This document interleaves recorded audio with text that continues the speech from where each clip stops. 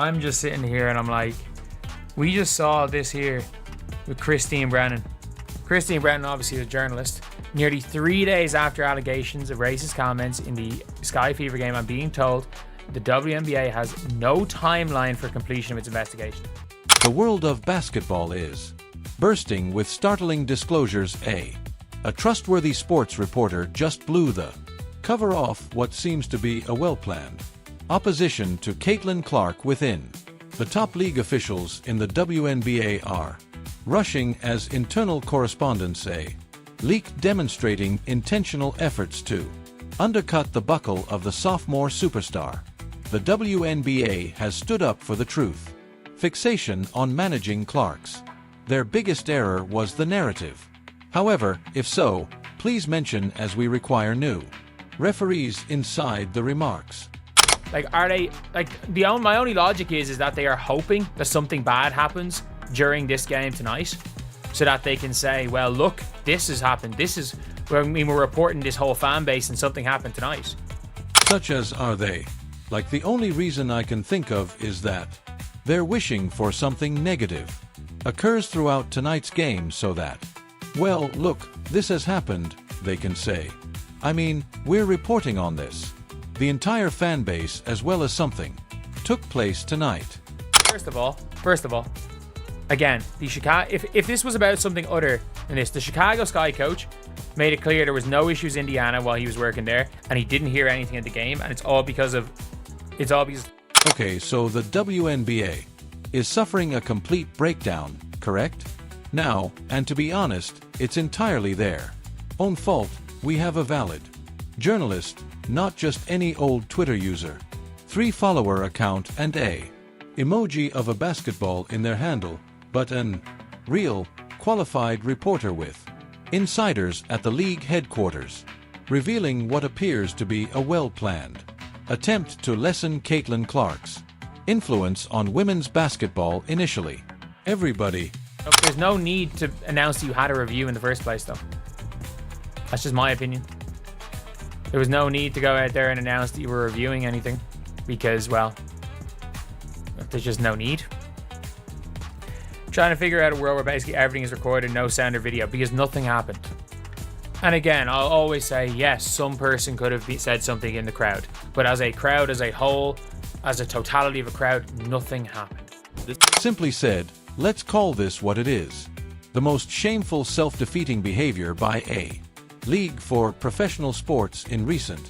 At last, the WNBA has the public awareness they've been frantically looking for decades, and it appears that their reaction is to undercut the player who is bringing in millions of new viewers.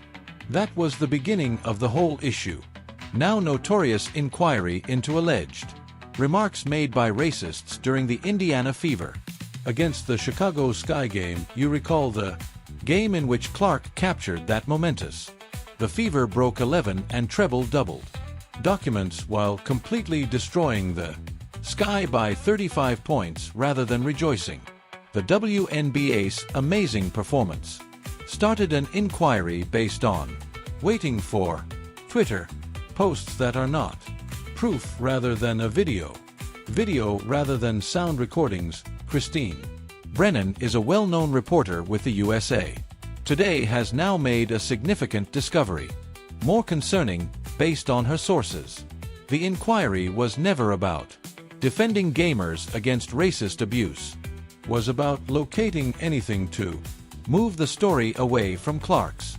Brennan recounts a strong performance that in an internal communication that was disclosed, a senior WNBA player from the league office and boss wrote, "We must establish equilibrium in coverage.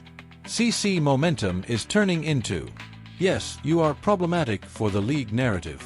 A league executive, you read correctly, characterizing the popularity of a player as troublesome. Picture the NBA calling the issue with LeBron James' popularity is the ridiculousness of their league story is exceedingly high, but it gets worse.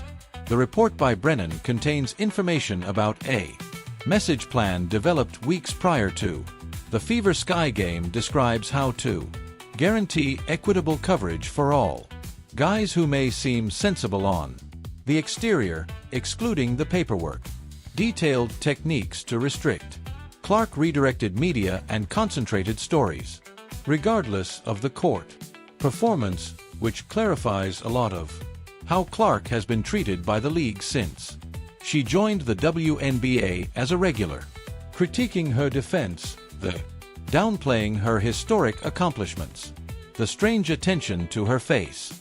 Body language and facial expressions weren't merely arbitrary journalists with personal objectives. It seems that there was a real, coordinated approach from inside the let's discuss the league itself research for a while, because it's the ideal illustration of this tactic. 3. The WNBA launched it a few days later, declared that they don't have a schedule for explanation for their lack of completion. Discovering anything, as there is nothing.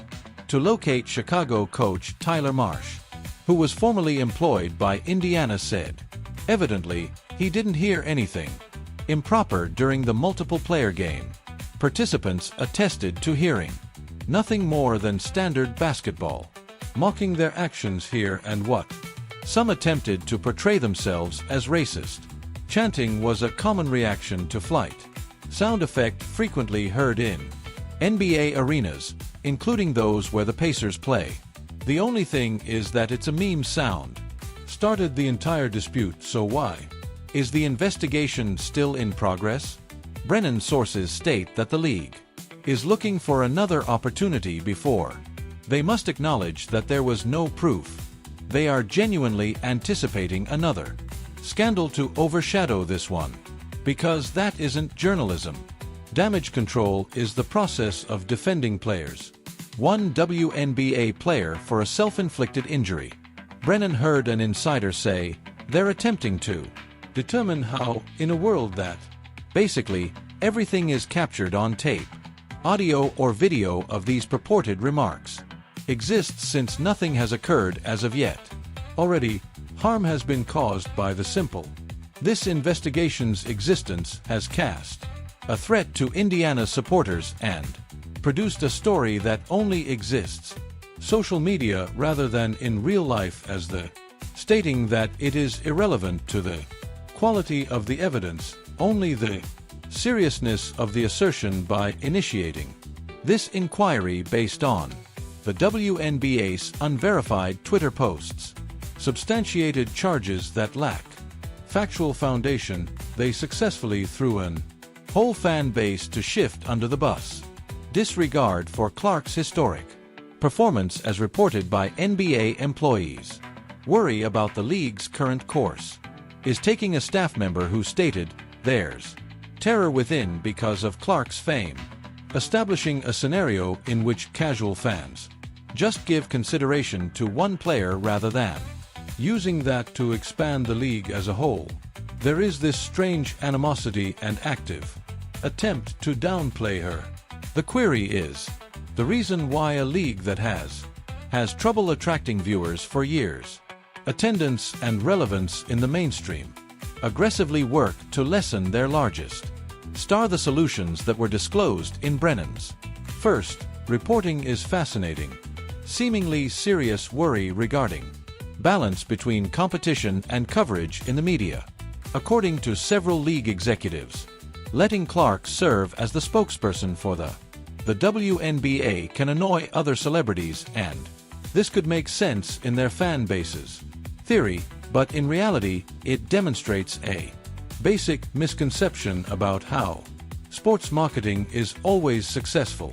There have been faces in the sports league, as per Brennan's sources include some significant leaders in the league's authority structure are uneasy with the shifting WNBA fan demographics base. Some people are genuinely concerned that Clark is bringing in newer fans. Don't match one source's profile. Instead of seeing new fans, Brennan said, as a chance for growth, they are seen suspiciously. Perhaps this is the most perplexing feature in the whole circumstance that the WNBA has been in for decades, battling for media attention on a large scale. coverage, and current financial stability. They have it primarily because of Clark's appeal, as well as some league members seem to view this as an issue instead of than a chance. Let's be explicit about Caitlin Clark is more than just well-liked. She's delivering unparalleled, focusing on women's basketball. Arena attendance records are broken by games. Sellout goods are flying off the shelves. TV networks are battling for broadcast rights. This ought to be hailed as a huge victory for women's sports, but instead we receive inquiries based on internal data and tweets.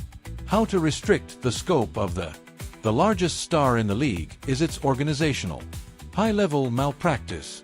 Examples in Brennan's study include how this agenda against Clark has appeared over her brief career, when she achieved the highest score in the NCAA. WNBA internal communications indicated, highlighting the fact that she played more games compared to prior record holders, declining. Instead of applauding her accomplishment, when the number of viewers for the draft surged. Due to her, the messaging was centered on overall strength of the draft class instead of recognizing her influence even more, revealing the moment when Clark took her first recording. Last season's WNBA triple-double turned into the fastest rookie in history to do this, landmark for the league's official social media. At first, the media emphasized a totally distinct statistical accomplishment from a different player in the identical game. Did they appropriately respond to the backlash? Recognize Clark's groundbreaking performance, which is especially damaging. The revelation in Brennan's reporting that social media isn't the only factor here, or public relations, and it encompasses officiating as well. As per several sources, have been talks regarding handling Clark's influence of officiating on games. Methods, a former referee stated. Brennan, I've never witnessed something comparable to. There are typically discussions regarding how to referee specific athletes. Typically receive some calls that rookies don't receive respect yet, which is typical, but I've never encountered a method to restrict one player's efficacy or allure through officiating. This could be the reason Clark has been given such erratic overseeing her WNBA career thus far. Despite being the player with the most fouls in basketball in college, she suddenly doesn't receive the same calls as an expert in the. It appears that physicality is permitted against her, distinct from what other guards. Naturally, the WNBA has denied experience. All of these claims, according to their official Brennan's reporting, is called into question. Without quality and without foundation, but noticeably, none of the issues have been addressed by them. Certain assertions or provided justification for started an inquiry based just on items on social media without any supporting data. That the response from basketball fans have been quick to. People are overpowering on all platforms, voicing displeasure with the WNBA. Has dealt with these circumstances numerous times, exposing the disparity in treatment between how online harassment directed against specific players is ignored in the arena while not verified. Claims receive prompt response. Some observe that this is a component of a WNBA's pattern appears to uneasy with its own achievements. Every viewership increases each time anew. It appears that supporters interact with the league to be an attempt to stir up debate instead of praising progress. Perhaps the most annoying thing about this whole circumstance is how it obscures the WNBA, where basketball is actually played. The skill has always been superior to the output. The game is at its highest level ever. Been changed to include more three-point shooting more quickly and scoring more points. More rookies are joining the league. Veterans are more prepared than ever before, prolonging their careers with enhanced nutrition, exercise, and at the facility. Caitlin Clark is a part of this revival, whose game has significantly changed from during her first season she has addressed. Her defense was criticized, which helped her effectiveness and kept creating history. With her distinct combination of scoring and her sophomore campaign has saw her playmaking been absolutely amazing thus far. Rather than commemorating these accomplishments, the league appears committed to look for methods to reduce them rather than leveraging Clark's fame to raise the WNBA as a whole seems to have an proactive measures to limit her influence. This strategy is detrimental to more than simply Clark. It is detrimental to the ascent of all WNBA players. All vessels are lifted by the tides when more people watch games as a result of Clark's find athletes such as Brianna A. Wilson, Angel Reese Stewart, Sabrina Ionescu, Plum, Kelsey, and numerous others. Amazing sportsmen that these new admirers don't simply attend Indiana Fever games. Develop an interest in women's basketball. The metrics show that viewing is increasing throughout every WNBA telecast. Not only participation in Fever games on social media has boosted for all teams' apparel. League-wide Clark sales have increased. Nothing is being taken away by popularity from other participants, it's enhancing the whole environment. Why is there so pushback? According to Brennan's reporting, for years it may have been about control. The WNBA played in a comparatively tiny. There were few lovers of bubble media coverage. Were committed, but they weren't many, and the league had considerable authority over its own. Clark's narrative has interrupted that dynamism, attracting general attention that is not under control or guidance. Apparently, some people in the league favored the more manageable, smaller surroundings of the past. They were at ease with slow growth and keeping things as they are. Clark symbolizes explosive unpredictability, growth that shifts power, dynamics, and difficulties that are present. This story about hierarchies is as old as time spent in business, and developed passions frequently oppose disruptive change, even when the benefits of that transformation are evident. Consider how the music business first opposed streaming, or how conventional taxi firms resisted. It's frightening how ride-sharing apps are changing, particularly when it poses a danger to current systems of power, but those who oppose change is inevitable and typically ends up on the. Unfortunately, the WNBA has a fantastic chance today. Ride the welcome surge of unheard of attention, welcoming new fans and expanding the league to previously unseen heights. As opposed to Brennan's reporting being true, some people in the league are actively opposing this expansion. The irony has hurt the WNBA for years, pushed for more fans and media attention, further financial assistance now that they have it, while some league members appear to intent on undermining their own achievements, since it's not occurring precisely as they thought. That Clark herself had managed this circumstance with exceptional. When questioned about the investigation, Grace, with the ongoing scrutiny she encounters, declared simply, "I'm just focused on all I can control in basketball is how I play and the way I handle everyone. Anything else is just noise." The degree of focus and maturity are remarkable for any, not to mention a 23-year-old athlete in only her second season as a professional. Co-workers have shown just as much assistance. Aaliyah Boston, the previous top, choose a person who would have felt eclipsed by. Instead, when Clark arrived, he embraced her as a partner. When questioned over the purported Clark Boston's agenda, stated, It's disheartening to realize how difficult, how wonderful Caitlin is for the league and the team. Anyone who truly, those that are interested in women's basketball should be honoring the contributions she's making to the game. Tyler Marsh, the Chicago coach, deserves recognition even though they're on the recipient of that 35-point score blowout. He was forthright about his heard nothing during my experience in Indiana, nothing that is unsuitable for the crowd. racial boundaries weren't crossed. It was a normal basketball game with lots of noise. Fervent yet mindful of his integrity. Contrasts sharply with the nameless sources that promoted the racist thesis.